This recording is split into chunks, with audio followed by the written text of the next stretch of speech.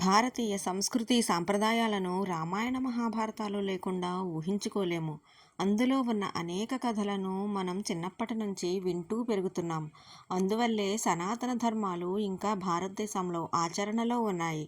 ఇక అటువంటి కథల్లో రావణుడు ఆత్మలింగాన్ని పొందే క్రమంలో ఆ పరమశివుడి దర్శనం కోసం తన 10 తలలను ఆహుతి ఇచ్చాడని చిన్నప్పటి నుంచి చాలాసార్లు వింటూ వచ్చాం. అయితే అలా రావణాసురుడు తన తలలను ఆహుతి ఇచ్చిన స్థలం ఎక్కడ ఉంది? అక్కడికి ఎలా చేరుకోవాలి? అన్న విషయాలు చాలాసార్లు మనకి కలిగి ఉండవచ్చు. ఇందుకు సమాధానమే ఈ కథనం. హిమాలయ పర్వత శ్రేణుల్లో భాగం కైలాస పర్వతం. దీన్నే మౌంట్ కైలాస్ అని కూడా అంటారు. ఆసియాలోని అతిపెద్ద నదుల్లో ముఖ్యమైన సింధు నది, సట్లెజ్ నది, బ్రహ్మపుత్ర నది, కర్నాలి నది ఇక్కడే ఉద్భవించి ప్రపంచం నలుదిక్కులకు ప్రవహించి ఈ భూమండలాన్ని 4 భాగాలు చేస్తున్నాయి. మౌంట్ కైలాస్ హిమాలయాల్లో ఉంది. కేవలం హిందువులకే కాకుండా బౌద్ధ, జైన, బోన్ మతానికి చెందిన వారికి కూడా ఈ మౌంట్ కైలాస్ పవిత్ర స్థలం.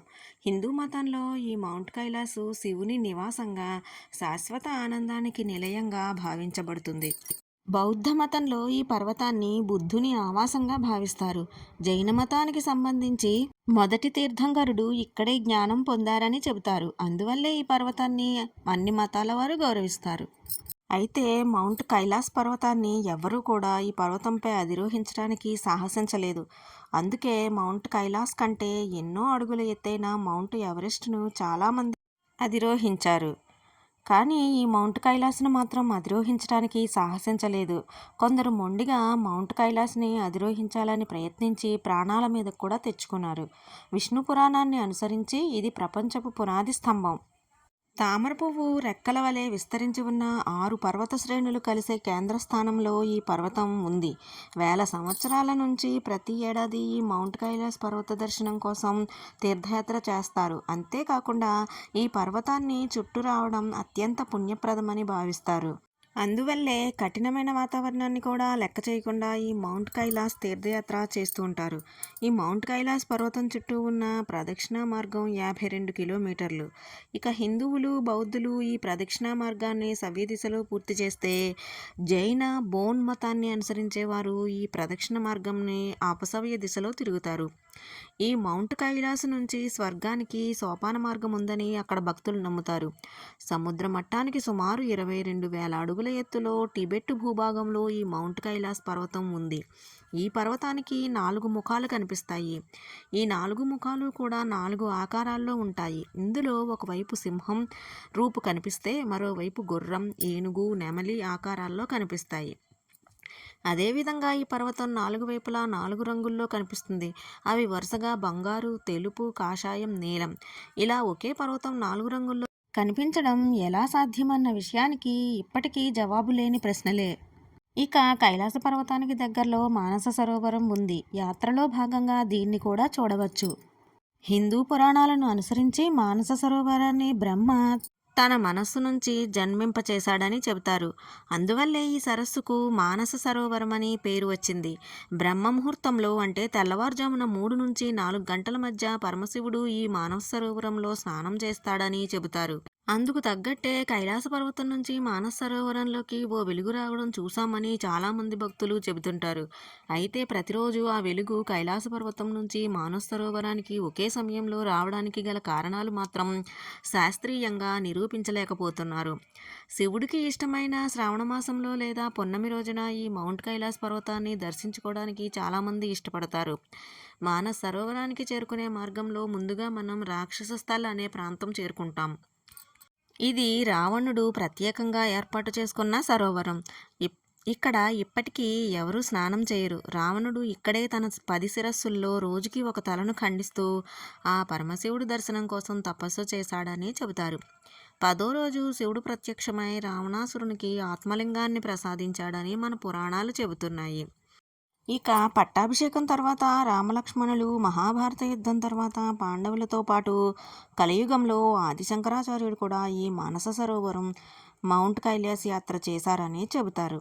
ఈ మానస సరోవరం చుట్టుకొలత 88 కిలోమీటర్లు. కొంతమంది యాత్రికులు తాము వచ్చిన వాహనాల్లోనే ఈ సరస్సు చుట్టూ ప్రదక్షిణలు చేస్తారు. దీనివల్ల అత్యంత పవిత్రమైన ప్రాంతాల్లో తాము యాత్ర చేశామన్న అనుభూతి కలుగుతుందని చెబుతారు. అటుపై కైలాస పర్వత దర్శనం కోసం వెళతారు. ముందుగా యమద్వారం వస్తుంది. దానికి 3 ప్రదక్షిణాలు చేసి ఓ ద్వారం గుండా ప్రయాణం చేసి మరో ద్వారం గుండా వెలుపలికి వస్తారు. అటుపై కైలాస పర్వతం చుట్టూ ప్రదక్షిణాలు చేస్తే పరిక్రమణ మొదలవుతుంది. అయితే వాతావరణం అనుకూలిస్తేనే పరిక్రమణకు అనుమతి లభిస్తుంది. లేదంటే దూరం నుంచే ఓ నమస్కారం చేసుకుని వెనుతిరగాల్సి ఉంటుంది. కైలాస పర్వతం సాక్షాత్తు ఆదియోగి పరమశివుడు నివాసముండే ప్రాంతం. యుగ యుగాలుగా పంచాక్షరి మంత్ర జపంతో మారుమోగుతున్న పవిత్ర ప్రాంతం. కేవలం హిందువులకే కాదు, జైనులకి, బుద్ధిస్టులకు కూడా అతి పవిత్రమైన పర్వతం. ఏడాదికి వేల మంది సందర్శించే పుణ్యస్థలం. కానీ మిగతా పుణ్యస్థలాలకు దీనికి చాలా తేడా ఉంది.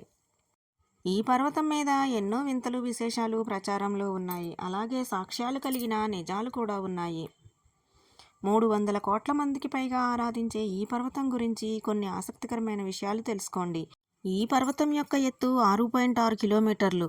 ఈ ప్రపంచంలోనే అత్యంత ఎత్తైన పర్వతాలలో ఇది కూడా ఒకటి. ఎవరెస్ట్ పై దాకా వెళ్ళిన మనుషులు ఉన్నారు, కానీ కైలాస పర్వతాన్ని పూర్తిగా ఎక్కిన మనుషులు లేరు. ఎందుకో అది ఎవరికీ సాధ్యపడటం లేదు.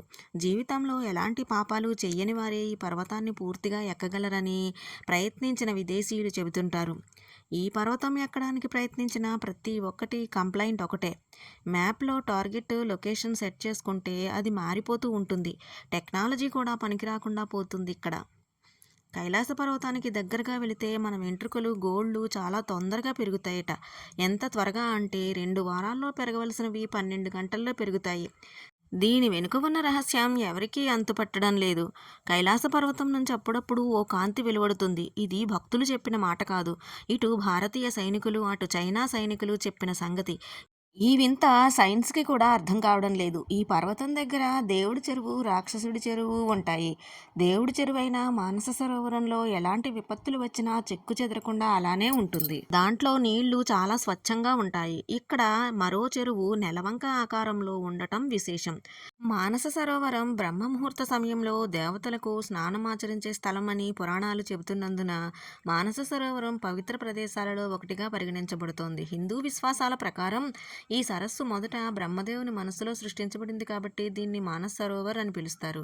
మానస్ సరోవరం పేరు సూచించినట్లుగా 2 సంస్కృత పదాల కలయిక. మనస్ అంటే మనస్సు మరియు బుద్ధి, మరియు సరోవరం అంటే సరస్సు అని అర్థం. కైలాస మానస సరోవరంలో స్వామివారు నివసిస్తారు, ధ్యానం చేస్తారని నమ్ముతారు. మానస సరోవరంలో మునక వేస్తే 7 జన్మల పాపాలు తొలగిపోతాయి అని అంటారు. ఇక్కడ పార్వతీదేవి స్నానాలు ఆచరించిన పార్వతీ కుండు కూడా ఉంటుంది. ఈ కైలాస పర్వతయాత్రను భారత ప్రభుత్వం జూన్ నుంచి సెప్టెంబర్ వరకు నడిపిస్తుంది. మీరు ప్రకృతి, సరస్సు, మంచు పర్వతాలు, పచ్చదనాన్ని ఇష్టపడితే మీరు మానస సరోవరం కూడా ఇష్టపడతారు. కైలాస పర్వతం చుట్టూ వికసించే తోటలు ఉన్నాయి. మీరు సరస్సు అందాన్ని పెంచే తామర, లిల్లీ మరియు హంసల వంటి అందమైన పువ్వుల సంగ్రహావలోకనాన్ని పొందుతారు. సూర్యోదయం సమయంలో మీరు కైలాస పర్వతం యొక్క బంగారు శిఖరాన్ని చూడవచ్చు. ఇది చూడదగిన దృశ్యం. ఈ ప్రదేశం యొక్క క్రమం, మానస సరోవరం యొక్క సుందరమైన అందాలు విస్తృతంగా ఉంటాయి. మానస సరోవరం ఆసియాలో అత్యంత మతపరమైనది, అత్యంత సవాలుతో కూడుకున్నది మరియు అత్యధికంగా సందర్శించే యాత్రలలో ఒకటి. 70 ఏళ్లకు తక్కువ వయసు ఉన్న వారికి మాత్రమే అనుమతి ఉంది. 1.5 లక్షల నుంచి 1.70 లక్షల దాకా ఖర్చు అవుతుంది. ఈ వీడియో మీకు నచ్చినట్లయితే లైక్ చేయండి, షేర్ చేయండి. ఇలాంటి మరిన్ని ఇంట్రెస్టింగ్ వీడియోల కోసం సాయి షణ్ముఖ ట్రెండింగ్ వ్లాగ్స్ ఛానల్ని సబ్స్క్రైబ్ చేసుకోండి. మీ అభిప్రాయాన్ని కామెంట్ సెక్షన్లో కామెంట్ చేయండి.